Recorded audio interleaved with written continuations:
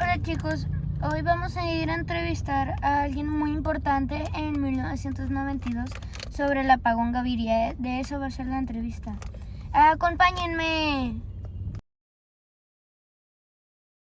¿Cuál es tu nombre? Guido Alberto Nuleamín. La segunda pregunta es ¿qué cargo tenías en el momento de la crisis energética del año 1992? Yo tenía un cargo en alguna empresa privada y el gobierno del presidente Gaviria me llamó para que lo acompañara como ministro, pero no de Minas y Energía. Ya había apagón. Me llamó para que lo acompañara en el Ministerio de Comunicaciones, en el cual estuve un mes o 2 meses. Y se presenta otro movimiento de cambio, ¿no? Y el presidente me dijo que me ofrecía el Ministerio de Minas y Energía. Y ya el apagón estaba en pleno apogeo. Ese fue el encargo que tuve, el primer punto. Es decir, manejar el asunto del apagón, a ver cómo salíamos de eso. ¿Cuánto tiempo duró el apagón Gaviria? Casi un año, prácticamente un año. ¿Por cuánto tiempo se iba la luz? Diariamente había racionamientos que llegaban en algunos casos a 8 horas, 10 horas. Variaba de acuerdo con la región, las circunstancias de cada región, pero en general fue un apagón bien grande, importante, que tuvo, entre otras cosas, resonancia mundial, ¿verdad? Porque en el apagón aquí hay una anécdota que es hasta interesante. Se crea o aparece la famosa luciérnaga. ¿Ustedes se acuerdan del programa Luciérnaga, que es un programa de información, de noticias, de Caracol?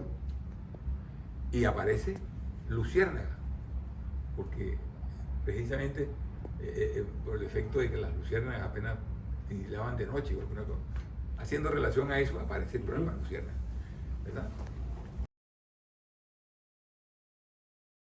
Bueno, las causas del apagón fueron, sin lugar a duda, diría, la incapacidad del sistema de generación para suministrar la energía que se requería. ¿Por qué incapacidad? Por 2 razones. Porque hubo un verano muy fuerte, lo que se llamó en ese, apareció el término del fenómeno de la niña, del niño, en donde hay sequía.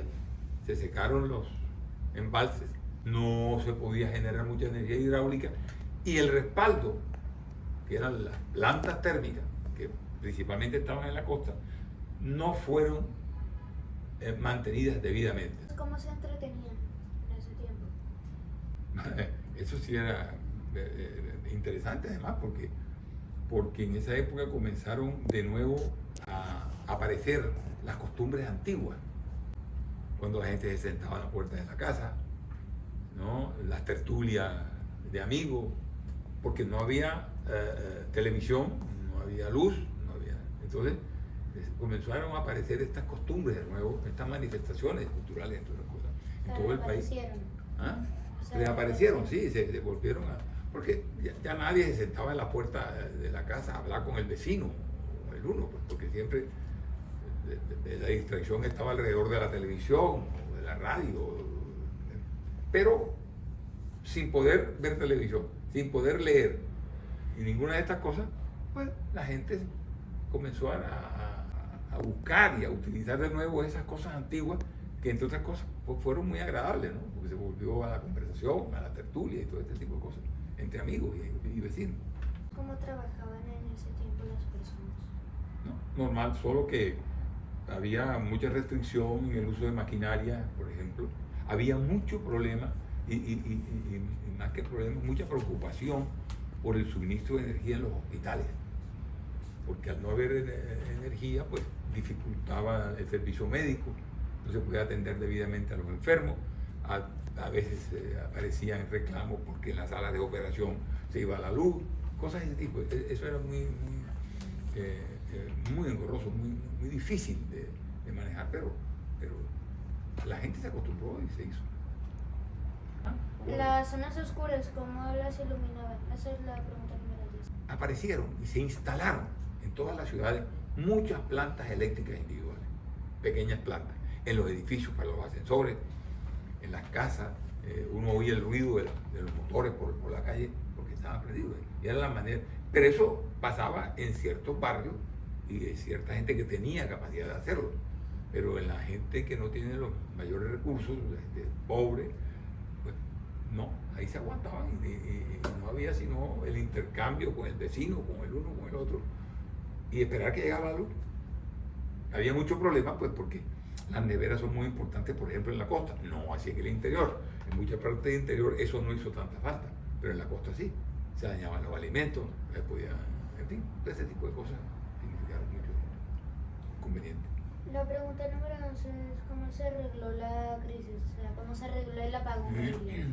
No, el gobierno estableció un programa, primero, determinación de los proyectos de energía eléctrica que ya estaban en curso, que estaban por terminarse y que iban a generar más energía. Por ejemplo, me acuerdo de la represa del Guavio.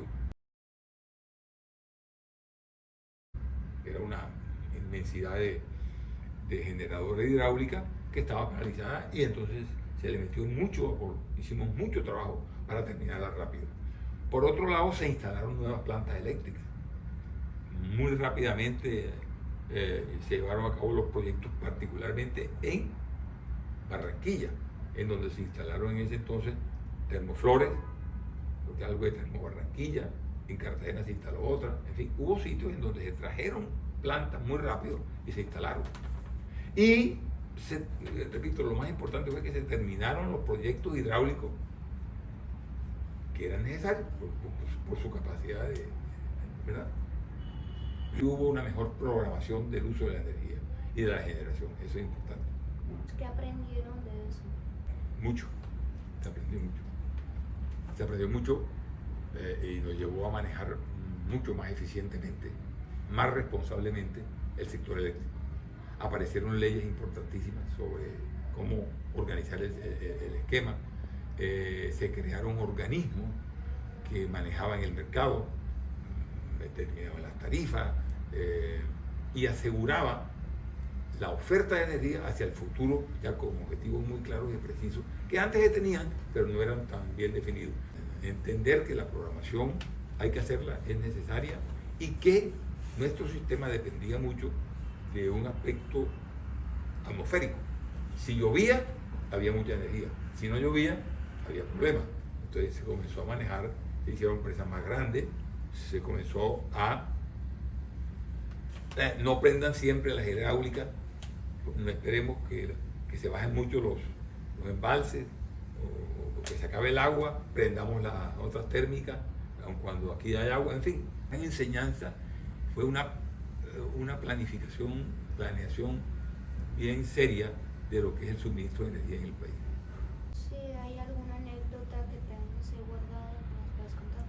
Tengo muchas, pero me acuerdo de una, para que vean lo grave que fue el tema, en el que a mí me llamaron. Yo estaba viviendo en Bogotá, como a las, no sé, 1 de la madrugada, 2, a amenazarme, porque estaba en peligro la vida de alguien, de la esposa o la hija de alguien, en un hospital donde se había ido la luz. Entonces decía, bueno, pues yo qué culpa.